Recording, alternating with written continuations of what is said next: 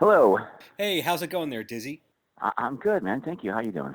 I'm doing great. Had the pleasure of being in Louisville, Kentucky when you were a couple of weeks ago. Was that a memorable experience for you? Fantastic. That was a great show. It was awesome. Last year was your first ever solo album, Rock and Roll Ain't Easy.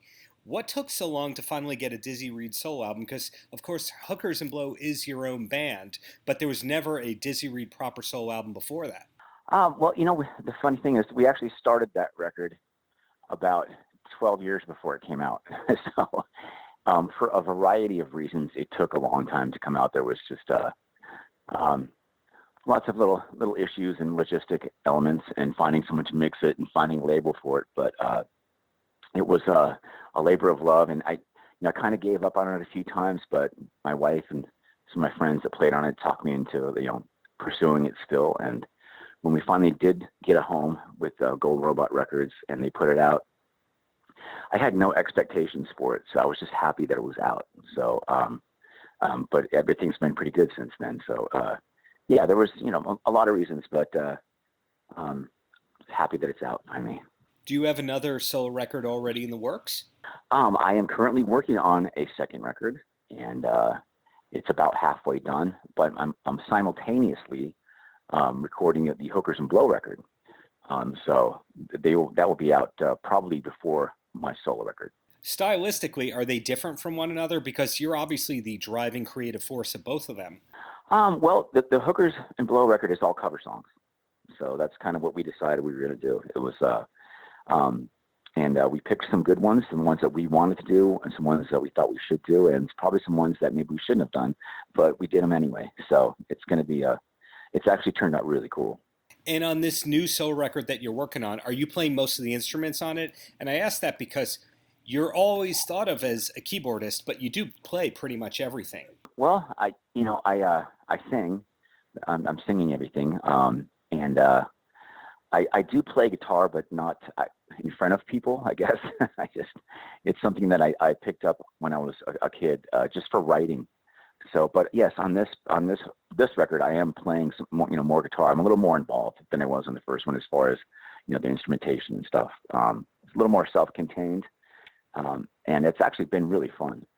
I don't think I would ever probably pick up a guitar to play in front of people, maybe an acoustic. But also because I know so many great guitar players, wouldn't make much sense.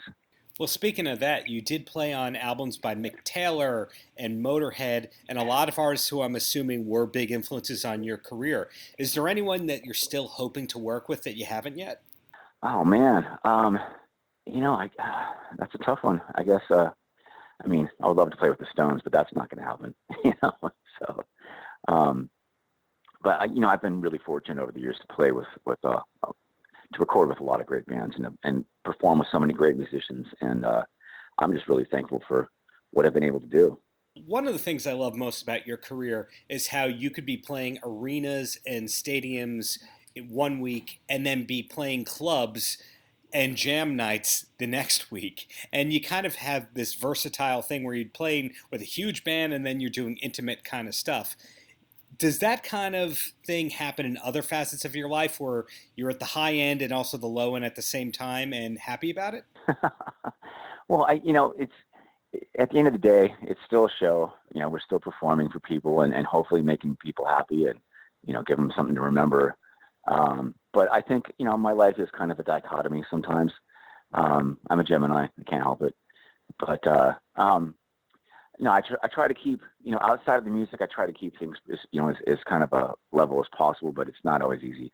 I think probably my emotionally, if you knew me, some of my reactions to certain things are probably a little bit high and low sometimes. But I just try to enjoy the high moments, and just see the low moments for what they are, and just move on.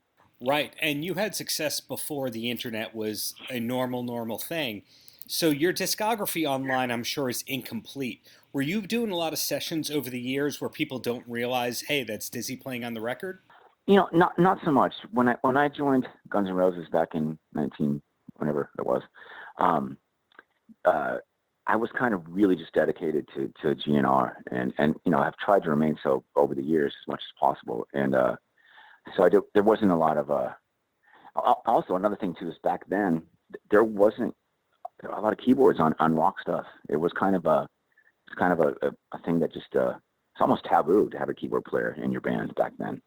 So I think with me performing with Guns N' Roses was one of the first times that a heavier rock band had a keyboard player on stage as part of the band. So, or at least it had been for a while.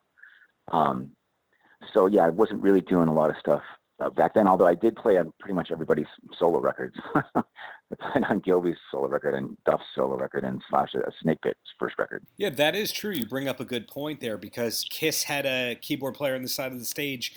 Ozzy has over the years, etc. Was there ever a point where you almost were on the side of the stage for Guns? I have a feeling it was discussed. And, I just really, I don't know. My reaction might have made them change their mind. Hopefully, I think I was kind of upset, but I think Axl has always gone to bat for me with stuff like that, and I really appreciate it. And I think once I got out there, and it just made sense to everybody that I was part of the show. Well, one more GNR question, if you don't mind. I love the Chinese Democracy album, and you co-wrote a healthy amount of that album. Were you in the room together with Axl writing that, or is it kind of like the songs were jammed on, and then later you saw your names in the co-writes? That whole album was just it's a collection of a lot of people working together at various studios over a few years. So I think at certain times people brought in ideas when we were maybe asked to, or when we decided we wanted to explore some more. So that happened, and then they worked up as a group, as a band, and ultimately Axl oversaw what was going to be on the record and how it was going to sound, and which is something he's amazing at doing. And so yeah, it was there was many hours and days and nights of a group of guys in a room working out song ideas. Got it. And so your next solo album, which you spoke a little bit about, is that coming out on Golden Robot? Is there a label attached to it? That is the plan. So we signed there's an option for a second record. So that's what I'm working on now. And have you ever been tempted to write a memoir or do anything outside of the traditional musical realm that's creative? Like a book, you mean? Sure. Now, I know that you acted in a film or two, and some people who are very creative also, have aspirations to be a podcaster or an author. So I'm curious if that ever hit your creative radar. I guess I kind of thought about it sometimes.